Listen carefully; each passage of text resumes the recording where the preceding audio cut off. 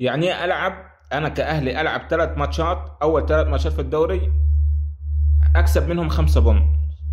ده يرضي مين؟ يعني اللعيبه، قلنا اول ماتش التشكيل ما كانش كويس، لعبنا تاني ماتش كويس وكسبنا 4. ماتش النهارده بتاع غزل المحله، لو انت رايح غزل المحله على اساس انك انت تكسب مستريح يبقى غلطان. انت رايح غزل المحله غصب عنك، غصب عنك عاوز تكسب، بس مش هتكسب انت ومستريح. في غزل المحله ما حدش هيكسب هو مستريح.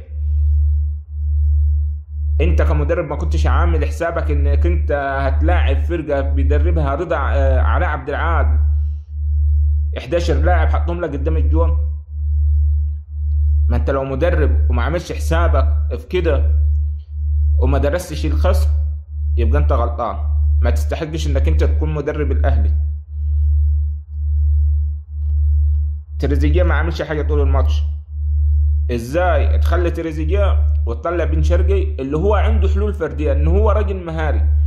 طب انا في الوقت والمساحات الضيقه دي انا بحتاج الراجل المهاري اكتر.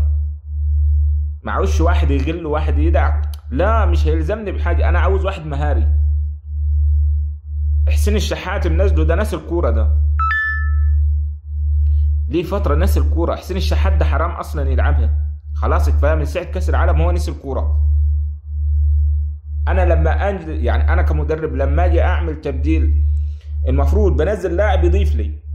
يعني انا راجل متعادل والتعادل الاهلي زيه زي الخساره. لما اجي مثلا لما اجي انزل لاعب المفروض يحسن لي الاداء، مش اللي هو لاعب اضعف من اللي طلع. يعني نزل حسين الشحات، ده احنا قبل ما ينزل حسين الشحات ولا طاهر محمد طاهر كنا ماسكين كوره، كنا بنهاجم. الناس دي نزلت والحمد لله ما عملناش حاجه في الملعب اصلا. طلع له واحد زي مثلا عمر كمال عبد الواحد، ليه طلع عمر كمال عبد الواحد؟ لعب شوط اول كويس وكان عامل جبهه مع تريزيجيه، ليه تطلعه؟ مدرب مش قاري افكار اصلا الخصم اللي قدامه. خصم قافلها ضبه مفتاح، ما طلعش محمد شريف ونزل، ما طلعش جراديشار ونزل محمد شريف، لا الدنيا متقفله عندنا ومباراه متقفله زي كده. ليه ما لعبش باثنين مهاجمين؟ ما انا لاعب شريف وجراديشار مع بعض، هلاعبهم هما الاثنين مع بعض. انا اللي عاوز اسجل يبقى اهاجم، انا اللي عاوز اسجل. اخلي عمر كمال عبد الواحد زي ما هو، اسحب واحد من خط النص وانزل محمد شريف تاني جنب جراديشار. مش اختراع، ما تخترعش. الكرة مش اختراع، انت بتلعب كرة هجومية بس خلاص انت الفرق كلها حفظتها. لو خلاص الفرق هتنزل تقفل قدامك مش هتعرف تعمل حاجة انت، ما خلاص الفرق كلها حفظتها. الاهلي بالسكواد اللي هو فيه ده خلاص الفرق عرفت قفل قدام الاهلي مش هيعرف يسجل. لو عدى الشوط الاول للاهلي من غير ما يسجل مش هيعرف يسجل.